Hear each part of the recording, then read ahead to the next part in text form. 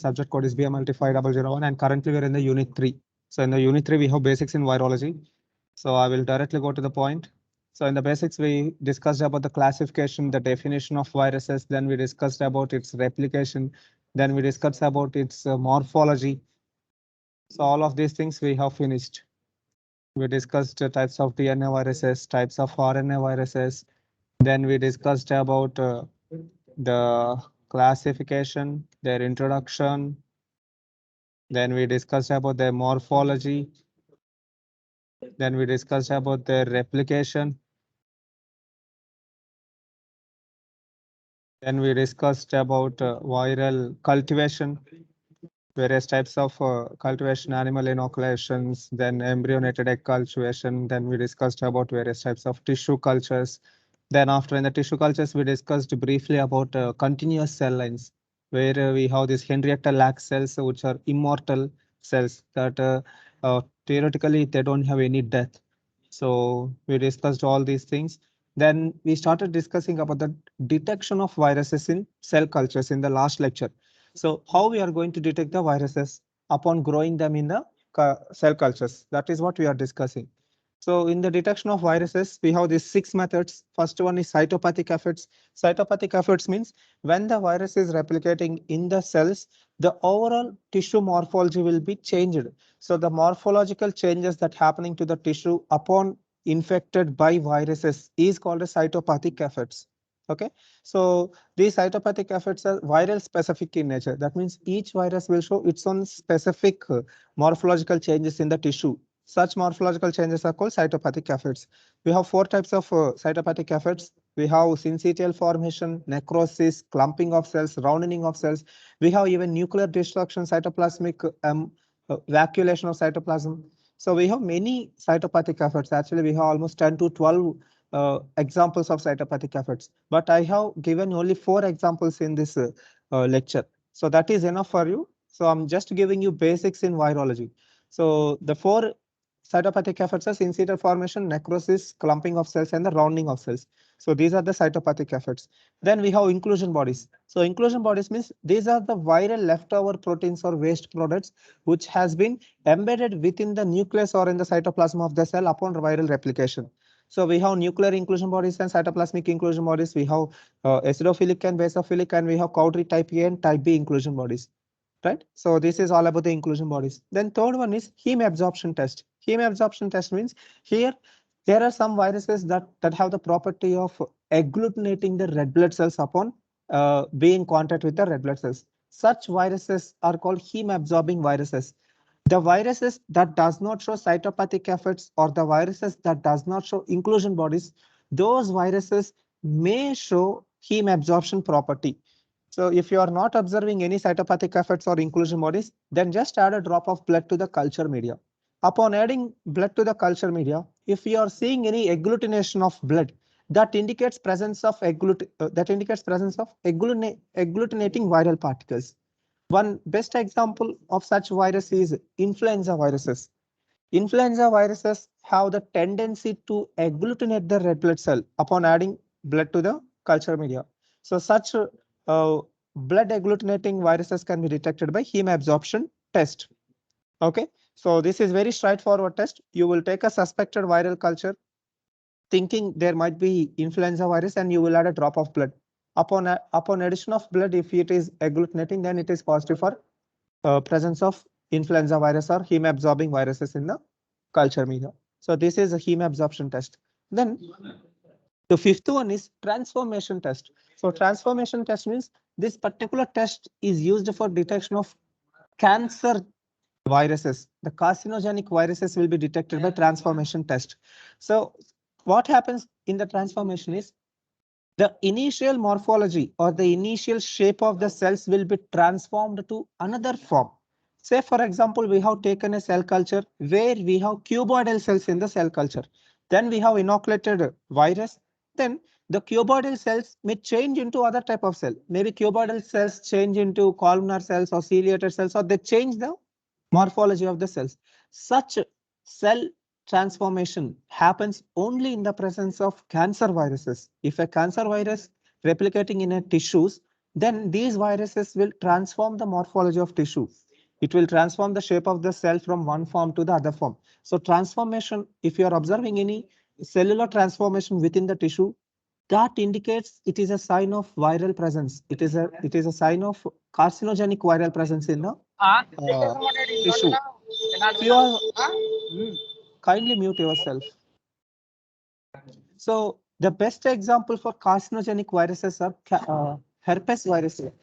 So alpha, beta, and gamma family genus of herpes viruses are mostly carcinogenic in nature. All herpes viruses will cause cancers in the body upon infecting. So these herpes viruses can be detected by this this transformation test. Okay, then sixth one is immunofluorescence test. So immunofluorescence test, I need not to tell much. This is based upon the antigen antibody properties. If you want to detect any particular virus, then you will take, if you want to detect viral antigen, then you will take corresponding antibodies coated with some fluorescent component. Then you will observe under fluorescent microscope. So just by using the principle of immunofluorescence technique, we can able to target either the antigen or antibodies present in the patient body. The antigens or antibodies of viral specific antigens and antibodies. Okay, so this is called immunofluorescence test. So these are the basic overview of detection of viruses. The only test that I haven't discussed in the last lecture is interference test. Okay, now I will discuss about interference test. Meanwhile, I will do a quick go through over the topic of individual things. So are you listening, students? Are you paying attention to me? Yes, sir. Okay. Yes, sir. So if you're feeling like I'm speaking too much fast, means I'm already uploading this in the YouTube and you can watch, okay, repeatedly until you're getting clear in the topic. Anyway, only revision I will do fastly, but regular concepts I will take enough time to get you understand. Anyway, so coming to the cytopathic effects. So these are cytopathic effects. So cytopathic effects means literally the change of morphology of the cells upon viral replication or virus infection are called cytopathic effects. And the viruses that will show these cell morphological changes are called cytopathogenic viruses. Few examples of such viruses are syncytial formation is shown by measles virus, whereas cell necrosis is shown by enteroviruses, and our hepatitis B virus will show cellular necrosis, whereas cellular clumping will be shown by the adenoviruses and rounding of cells will be shown by the herpes viruses. Okay, so these are the few examples of cytopathic effects. Then we have inclusion bodies. So inclusion bodies, we have nuclear and cytoplasmic. I need not to discuss much about inclusion bodies because you already know everything. So this is the overall classification of inclusion bodies. We have cytoplasmic and nuclear. Polio, for example, if you take polio, it is a Cowdery type B intranuclear acidophilic inclusion body. If you take rabies, rabies is caused, rabies will show negri bodies as an inclusion bodies. These negri bodies are intracytoplasmic in nature. Okay, usually RNA viruses will show intracytoplasmic inclusion bodies, whereas DNA viruses will show intranuclear inclusion bodies. Further, intranuclear inclusion bodies are further divided into acidophilic and basophilic. Acidophilic, we have Cowdery type A and Cowdery type B. The major difference between Cowdery type A and type B is Cowdery type A will have same shape and size of all inclusion bodies within the cell, whereas Cowdery type B will have various size and shapes of the inclusion bodies in the cell. So that is the major difference between Cowdery type A and Cowdery type B inclusion bodies. Okay, then we discuss the third topic, which is heme absorption test. So in the heme absorption test, the viruses that will agglutinate the red blood cells, such viruses will be detected by heme absorption test. For this particular test, all you need to do is you need to add a few drops of blood to the culture media. Upon adding blood, you will get agglutination. Presence of agglutination indicates positive for the heme agglutinating viruses such as influenza virus. Then we have other tests. Okay, transformation test. Transformation test here, the columnar cells has been transformed to cuboidal cells because of presence of carcinogenic viruses. Most of the herpes viruses will cause this transformation of the cells. Okay, and these they also tend to make microtumors, formation of microtumors within the body.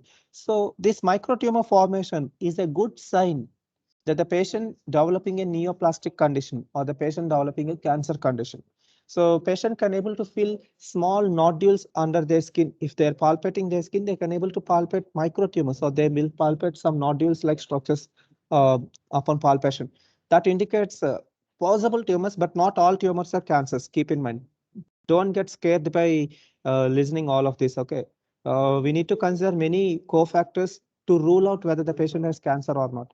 Not all tumors are cancers. Not all things are diseases. There might be some normal factors also that may contribute to the few abnormalities in the body, but they're perfectly fine. They can be recoverable. Not all things are dangerous. Okay.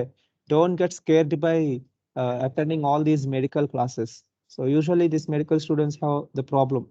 So whatever they are thinking, they will come to a conclusion that okay, once I say this, maybe I have this particular infection.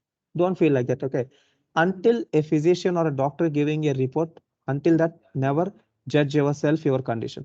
That is my sincere request to you. So this is all about the transformation. Then immunofluorescent technique. By this we can able to detect the viruses.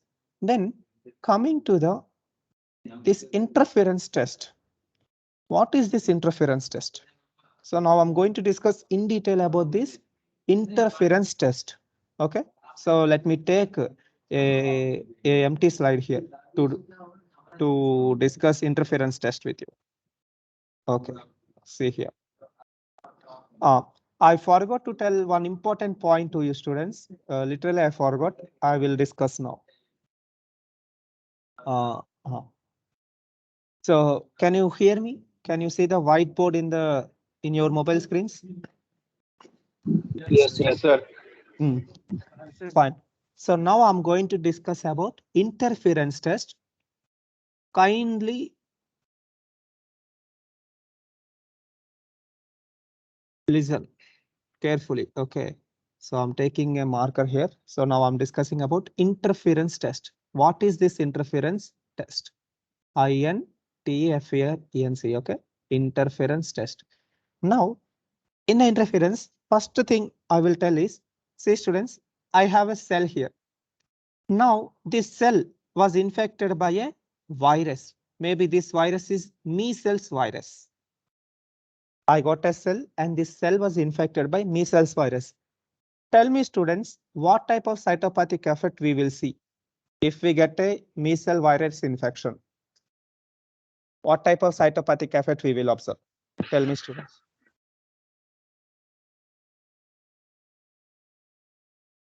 What cytopathic effect will be observed in measles virus infection?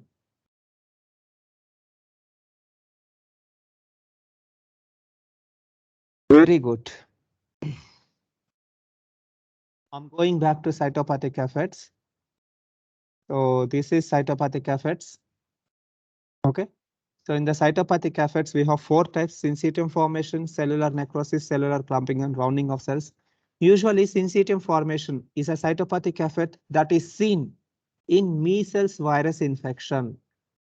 Please read this line once. Syncytium formation. Some viruses such as measles, respiratory syncytial viruses lead to syncytium formation in which infected cells fuse with neighboring cells to form multinucleated giant cells.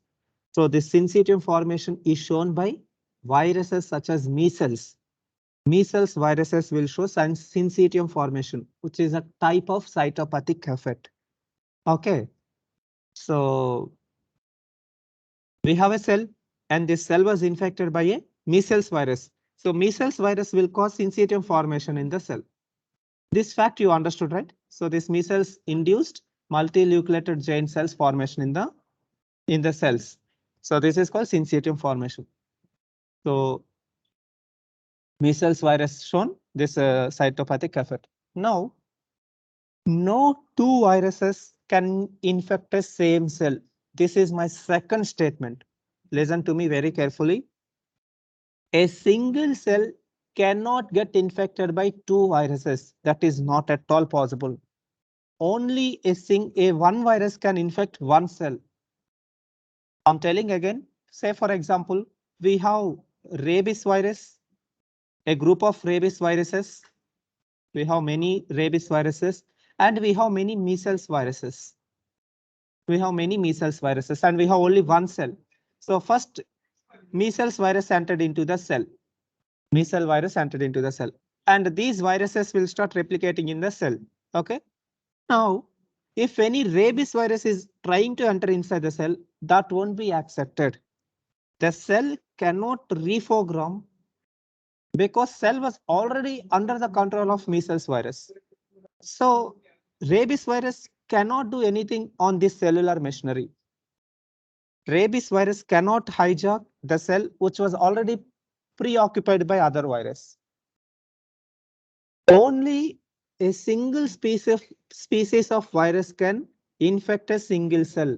No two different viral species can infect the same cell. Maybe two measles viruses can infect same cell. Okay, already there is measles virus inside the cell and another measles came and it can happily replicate in the cell.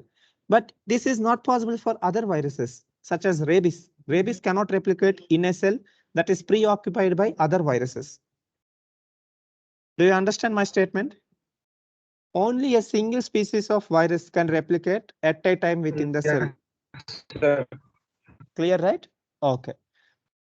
And depending upon the property of cytopathic effects, we have two types of viruses, cytopathogenic viruses and non-cytopathogenic viruses. Now, I will give you an interesting case. Just give me one second.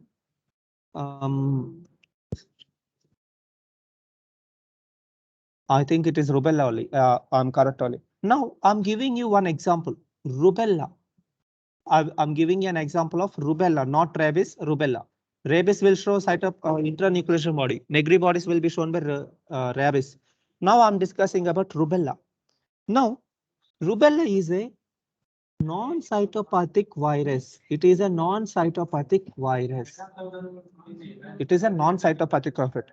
Rubella virus won't show cytopathic effects. Rubella virus won't show inclusion bodies. It won't show inclusion bodies. Rubella won't show heme absorption. It cannot agglutinate red blood cells. So heme absorption is absent to the rubella virus. Rubella cannot detect by transformation test.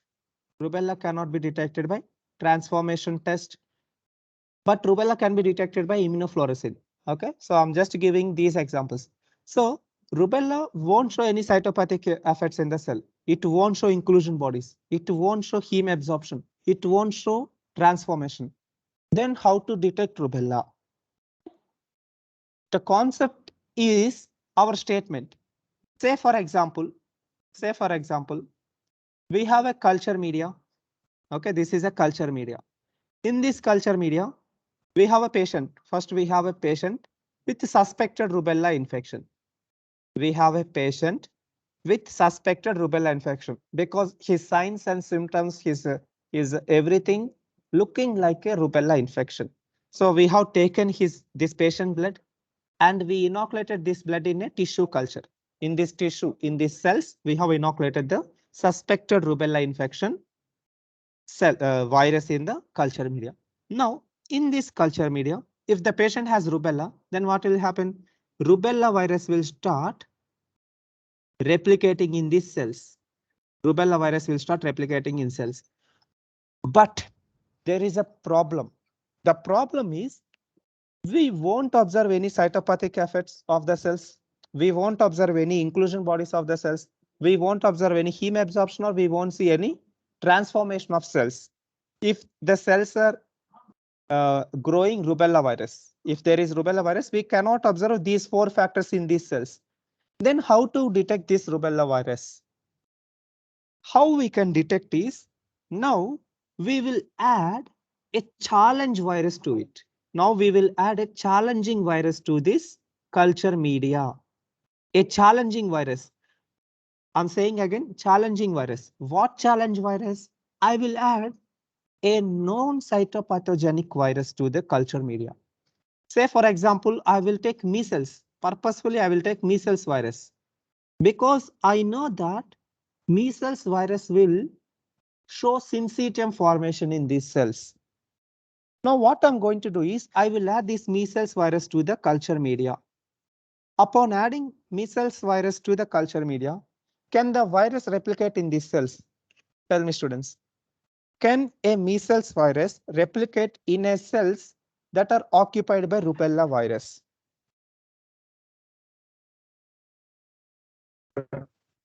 Can measles virus replicate in these No, cells? No, right? no, We sir. Yes, no, we cannot No. observe syncytium formation because these cells are preoccupied by rubella. Okay, that means absence of syncytium formation in the cells upon addition of cytopathic virus indicates presence of rubella virus in the media.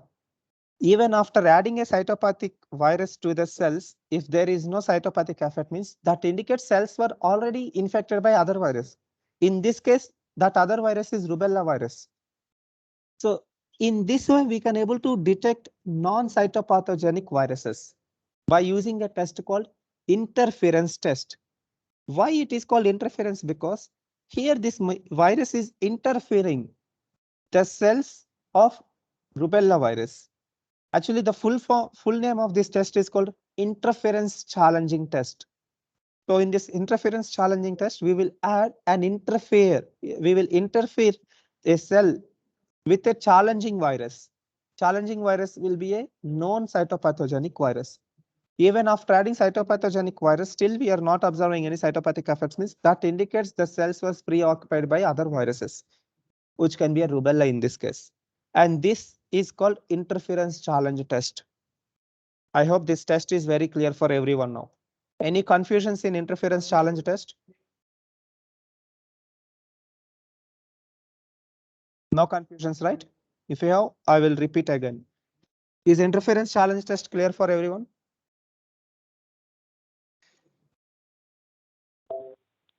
Sir, Why? can you repeat it? Yes. Can I repeat it? Yes, sir. Yeah. Very simple. See, Simon, my first statement is only one virus can replicate in a cell. Only any one species of virus can replicate. For example, if the cell is preoccupied by measles virus, then a rubella virus cannot infect this cell, or rabies virus cannot infect this cell. Okay, only one virus can occupy a cell. Now, what we are going to do is, we suspected that the cells have rubella infection. Cells may have rubella. If that is the case, when I'm adding another virus to these cells, this another virus cannot enter inside these cells because these cells are preoccupied. So what type of virus I will add is, I will add a known cytopathic virus, such as measles virus. Even after adding known virus, still I'm not observing cytopathic effects, means that indicates cells were preoccupied by non-cytopathic virus. Here in case it is rubella. So I'm just indirectly detecting. Okay, so what I'm doing is, I was in a dark room. In the dark room, I have a shelf. Okay, if the shelf already have the cloths, means I cannot keep more cloths inside the shelf, right? Imagine I'm in a dark room, so I cannot see directly. So what I'm doing is, I brought one cloth and I was trying to keep in the shelf, but it was preoccupied. That is why I'm unable to keep my extra cloth. Similarly, here, if the cell is already preoccupied by one virus, then it cannot be filled by other virus. That's it. So this is called interference test. Kindly read this paragraph, then you will get some idea. Kindly go through this paragraph carefully. Let me mute everyone. So much noise, especially from Sunil Bottle. See, so interference test means the growth of non-cytopathic viruses. That means rubella virus. Okay. The growth of non-cytopathic virus in a cell culture can be detected by subsequent challenge with a known cytopathic virus. This non-cytopathic virus can be detected by addition of subsequent challenging virus. Here the challenging virus will be measles. Okay, so the growth of first virus will inhibit the infection by the second virus by interference. So rubella virus won't allow the measles to replicate in its cell. Okay, that is the second statement. The growth of first virus will inhibit the infection by the second virus by interference. For example, rubella virus, which does not produce cytopathic effects, although multiply in the cell, To detect this rubella virus, a known cytopathogenic challenge virus is introduced. Such virus will be measles. Even after adding challenge virus, even after adding cytopathogenic virus, still if you are not observing cytopathic effect, then it's a clear statement that the cells was infected by a non-cytopathic virus, which is rubella. It sounds somewhat trickier, but the concept is very easy. Okay, try to understand clearly, then interference is very simple to understand. Okay, so non-cytopathic viruses will be detected by adding challenge virus. We know that two viruses cannot replicate in a single cell. So the second virus is not replicating, means that indicates cell was preoccupied by the primary virus or the first virus. Here in case it is rubella virus. Okay, and this test is called interference test. So interference test. So basic statement is growth of non-cytopathic virus can be tested by inoculating a non-cytopathic virus. Growth of first virus will inhibit the infection by the second virus. So interference phenomenon, you will take a cell culture and there might be rubella virus. So there won't be no change for weeks. So upon adding cytopathic virus, still you can't see any cytopathic effect, then indicates positive for presence of rubella virus in the culture media. So this rubella virus interfering with the measles virus. So that is why it is not showing any cytopathic effects. It is means in a sense measles virus. So this is called interference test. So these are the types of these are the methods of detection of viruses. Okay. So some of the few methods including cytopathic effects, observing cytopathic effects, observing inclusion bodies, performing heme absorption test, performing interference test, observing transformation of cells, or performing immunofluorescence test. So upon these 6 tests, we can able to detect viruses in the cell cultures. Is it clear, everyone? Is detection of viruses clear for everyone? Any more doubts?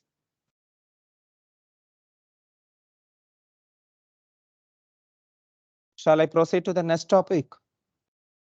Are you listening, students? Everyone? Yes, sir. Yes, sir. Yes. So I'm moving forward to the next topic.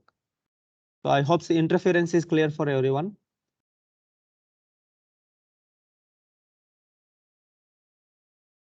Then lab diagnosis of viruses. Okay. So my next topic will be lab diagnosis of viruses. Now, in the lab diagnosis, these are the 3 major areas.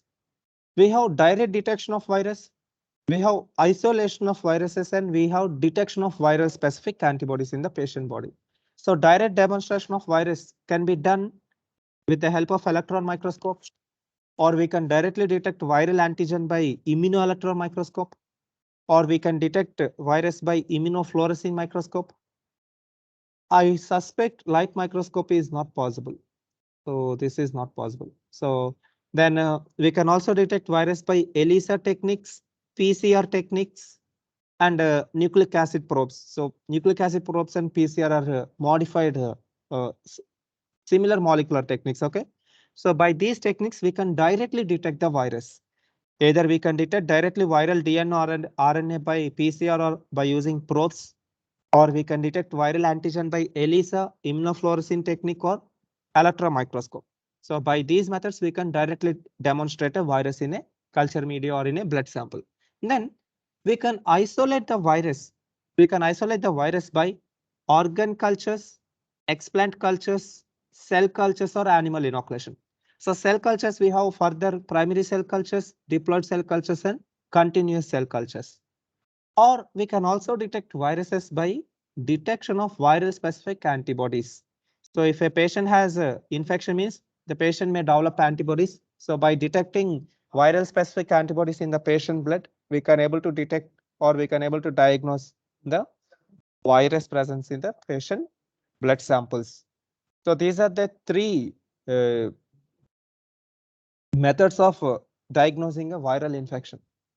Direct demonstration by ELISA, immunofluorescence techniques, or by PCR, or isolation of virus by culturing. It can be animal, organ, explant, or cell culturing, or detection of viral specific antibodies in the patient. By this, we can able to diagnose the virus samples. Okay, so this is laboratory diagnosis of virus. Then pathogenesis of viral infection. Then my next topic will be pathogenesis of viral infection. So first I discussed about detection of viruses by these 6 methods. Then I discussed about lab diagnosis of virus. Then I'm discussing about pathogenesis of viral infection. Okay, pathogenesis means what are the changes does the virus will do when the virus is replicating inside a human. The complete viral infection can be stated as a pathogenesis. How a new infection producing in a body is called pathogenesis. Patho means disease, genesis means to form. How a disease is forming inside a body. It is a study of disease. What type of disease we are studying? Here we are studying the viral infection, the study of viral infection or the pathogenesis of viral infection. How the virus infected that means here we are studying the chain of infection. How the virus entered into the body, route of entry, portal of entry, then reservoir, then target site. So these things will be discussed in the pathogenesis of viral infection. So now I'm going to discuss about pathogenesis of viral infection. Is it clear? Are you following me? Yes, sir. Yes, Okay, sir. sir. Yeah. So now I'm discussing about pathogenesis of viral infection. So to understand pathogenesis, students, okay, I think I have bypassed these things. Okay, anyway, no issues.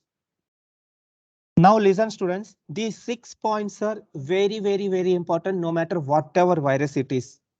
Damn important. Listen these 6 points because these points will be applicable for each and every virus that we are going to study hereafter.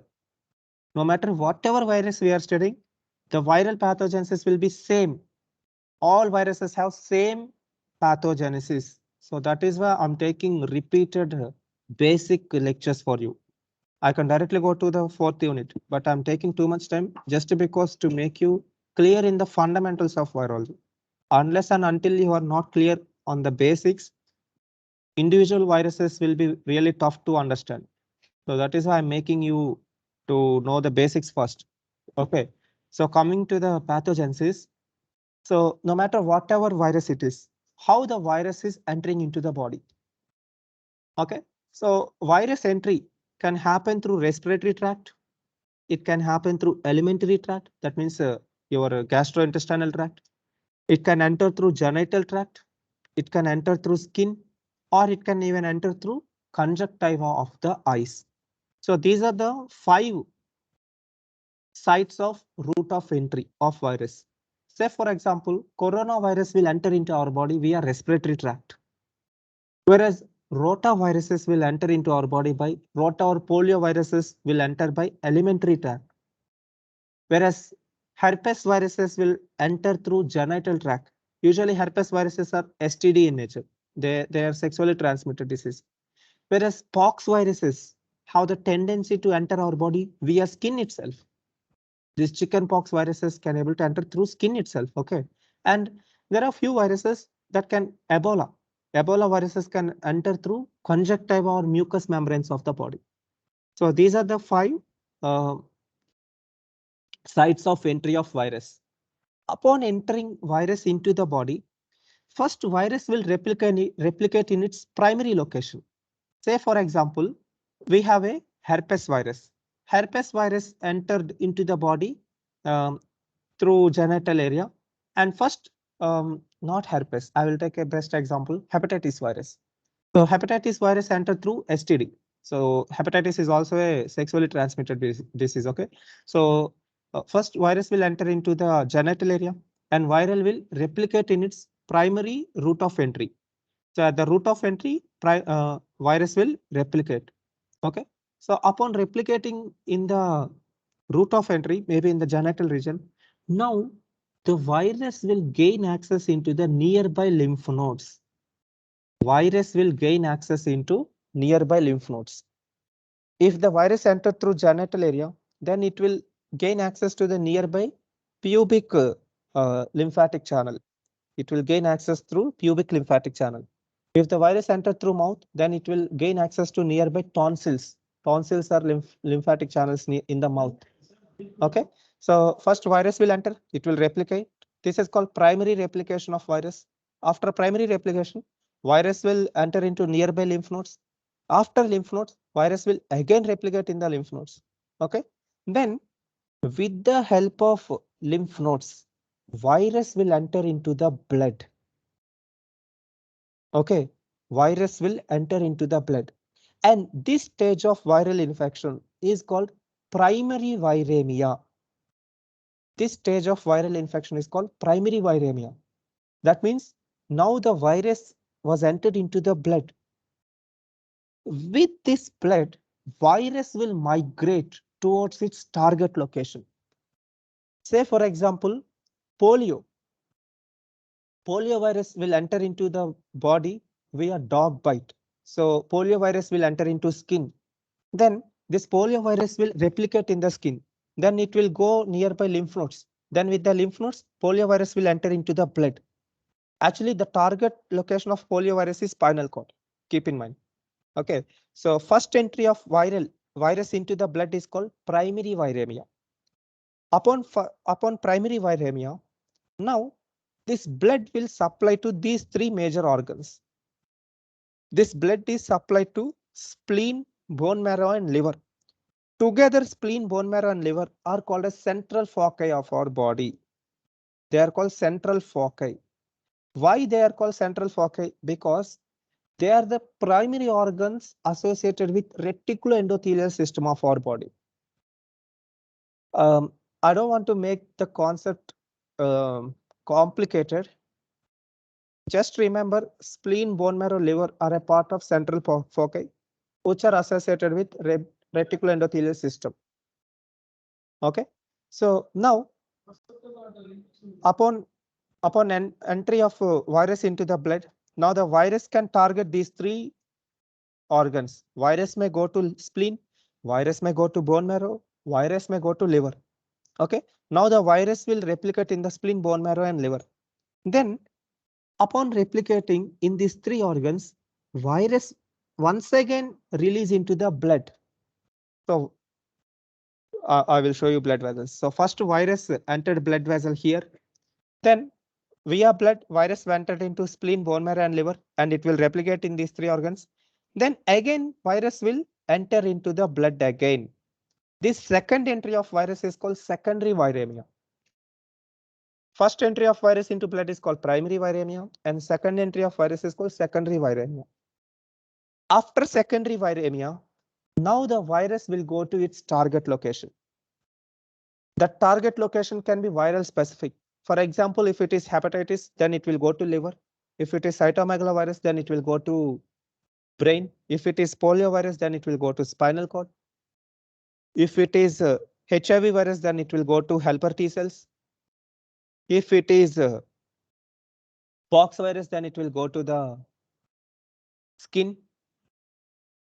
If it is rabies, then it will go to the salivary glands. So the target site will be viral specific in nature. So after secondary viremia, the virus will go to the target organ. Then in the target organ, the virus will show its own specific signs and symptoms. Say, for example, hepatitis will show cirrhosis of liver. Cytomegalovirus will show lesions within the brain. Smallpox will show formation of blisters on the surface of skin. So the distinctive viral specific signs and symptoms will be shown upon virus reaching its target location. This is the complete pathogenesis of a virus. So it's a layman or a basic pathogenesis of any viruses. No matter whatever virus it is, all the viruses will show similar pathogenesis. There are few changes, there will be few modifications in the pathogenesis, but overall, this is how the viruses will undergo infection within our body. First, virus will enter, then it will multiply, and it will gain access to nearby lymph nodes. Then it will enter into blood, causing primary viremia. Then with the blood, it will go to spleen, bone marrow, liver, and it will replicate there. Again, it will enter into blood. That is called secondary viremia. After secondary viremia, the virus will go to the target site, target organ. In the target organ, the virus will show its lethal destruction. Lethal consequences will be shown in the target organ. These are the stages of pathogenesis. Entry of virus, primary replication, spread of virus, secondary replication, then primary viremia, secondary viremia, then reaching target organs and producing viral specific diseases in the patient. This is the complete pathogenesis of viral infection. Is it clear for everyone? Is pathogenesis clear for everyone? Any doubts? Yes, sir. So fine. So this is the pathogenesis of virus. Okay. So I have given, if we want to discuss pathogenesis in detail, then it will take some 4 pages of answer, like what type of viruses will enter through respiratory tract, what viruses will enter through alimentary, what viruses enter through genital, what viruses enter through skin and conjunctival. If you explain individual steps of this pathogenesis, then it will become a very big answer. Okay. So that you can read by yourself. So I'm just giving you an idea of virology. The next thing you should do, okay? The by-hearting part should be done by your end. So I'm just keeping the examples of viruses. Few examples are respiratory viruses are influenza, measles, mumps, rhino, adeno, coronaviruses are respiratory viruses, whereas elementary viruses are polio, adeno, echo, hepatitis C, rotaviruses. And skin viruses include herpes simplex. All herpes family viruses are skin viruses. And genital viruses are herpes simplex, hepatitis B, C, and HIV viruses. Whereas conjunctiva viruses are few adenoviruses. Okay, so this you should go through by yourself. Now, I will give short note on respiratory virus. See, most of the times, the problems caused by respiratory viruses will be not by the virus, but it will be through the immune system.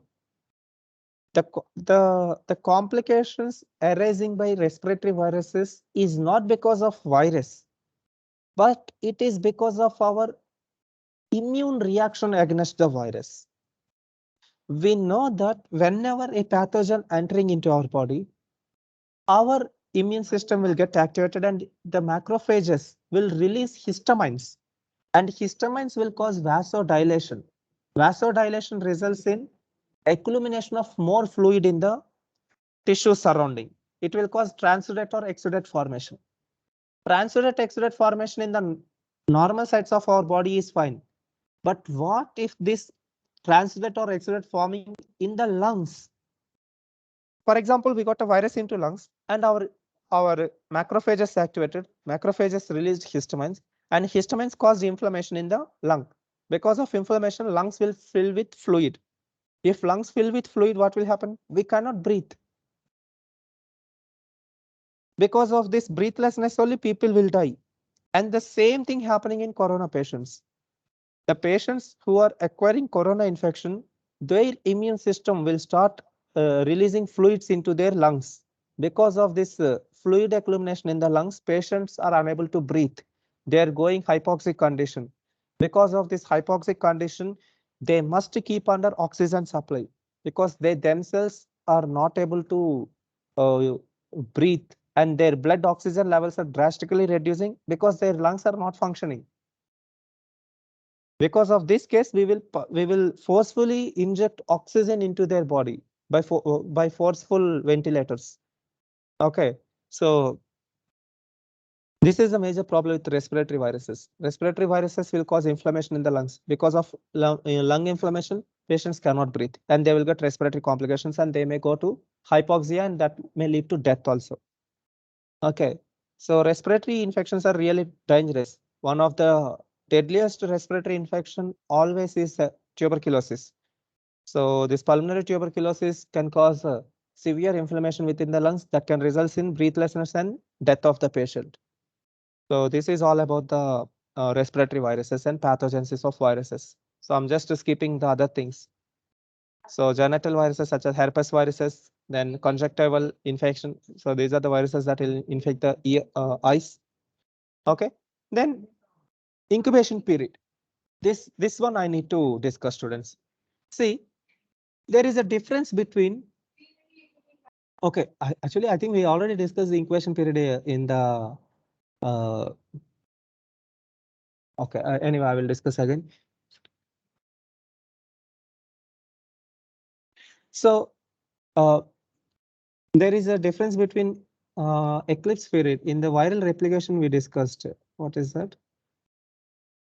Of entry. It is the time period from the route of entry inside the cell and production of baby viruses until this period is called incubation period. So the same thing actually. So that is the definition. Okay. So incubation period means it is the time taken for the virus to spread from the site of entry to the target organs for the production of lesions. This duration is called as incubation period. That means the time it is taken by a virus to enter into the body and to reach its target location to produce signs and symptoms until appearance of signs and symptoms upon entry of virus. This time duration is called incubation period. And this incubation period will vary from person to person and virus to virus. Say, for example, the incubation period for HIV virus will be around 6 months. So until 6 months, we don't know whether the patient has HIV infection or not. So similarly, each virus has its own incubation period. For example, polio virus will take almost 10 to 20 days for observing polio specific signs and symptoms in the patient. So this particular period is called incubation period. The time the virus entering into the body and the time it's taken for the virus to show viral specific signs and symptoms in the patient. This particular duration, in between duration, is called incubation period. Okay, so this is called incubation period. So what is the significance of incubation period? So the major significance of incubation period is during this incubation period, the patient will be super carrier. He will spread infection like hell into the community. We don't see any signs and symptoms in the patient. Patient may look perfectly fine, but he was carrying a deadly virus.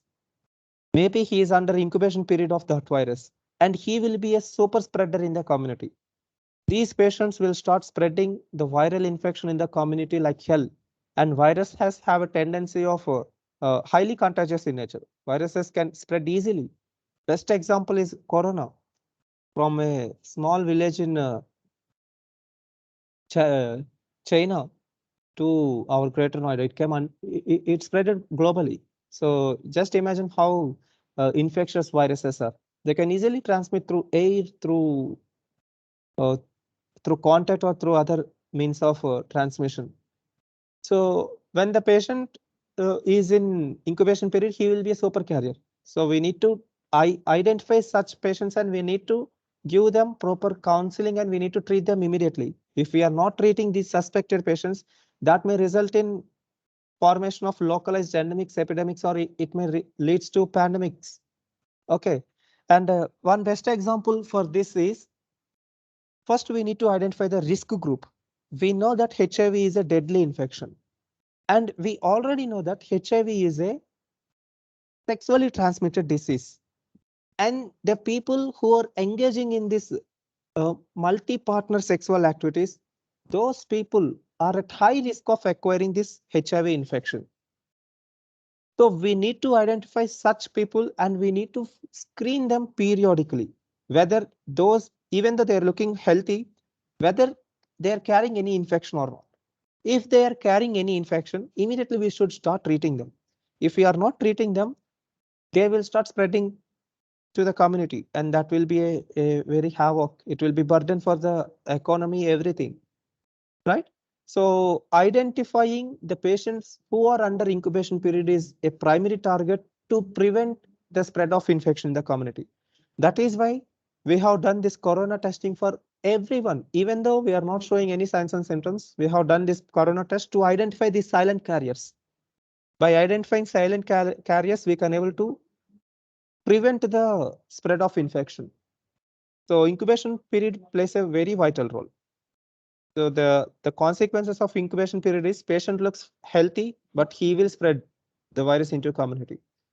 So understanding the significance of incubation period is very important. Okay, so I will give you one small example, students.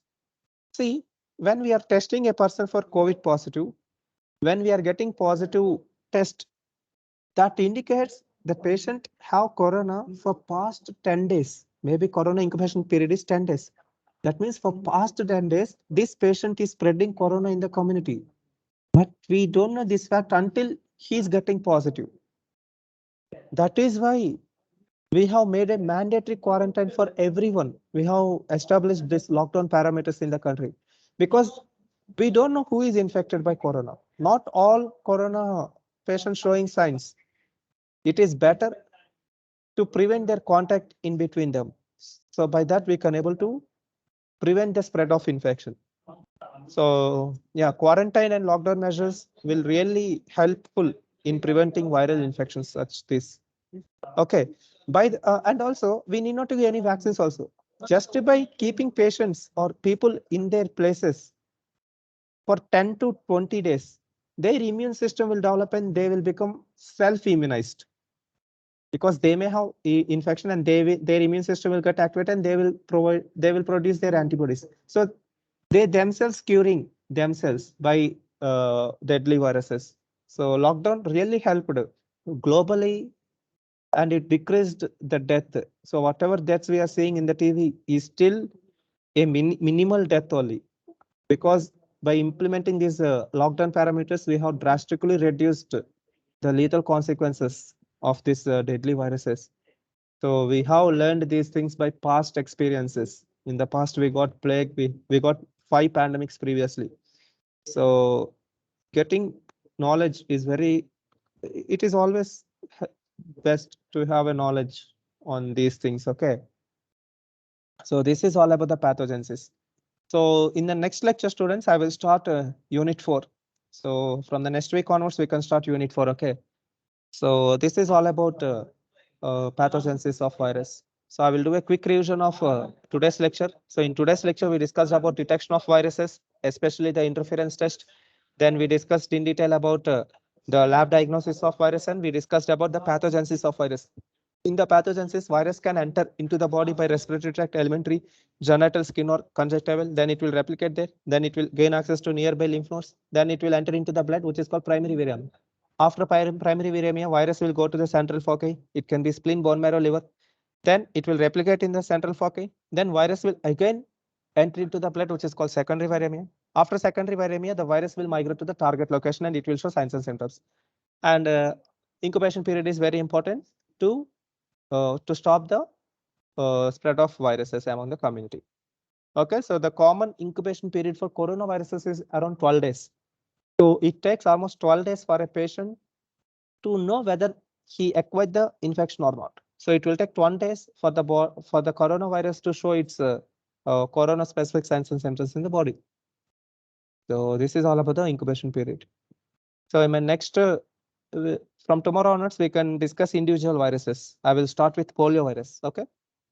So thank you very much, students. Any doubts in today's lecture?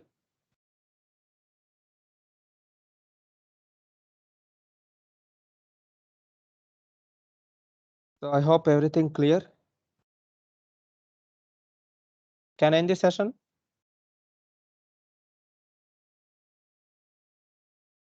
I think everyone's sleeping. Thank you very much, students. Yes, sir. Yes, sir. Yes. Thank you, sir. Yes.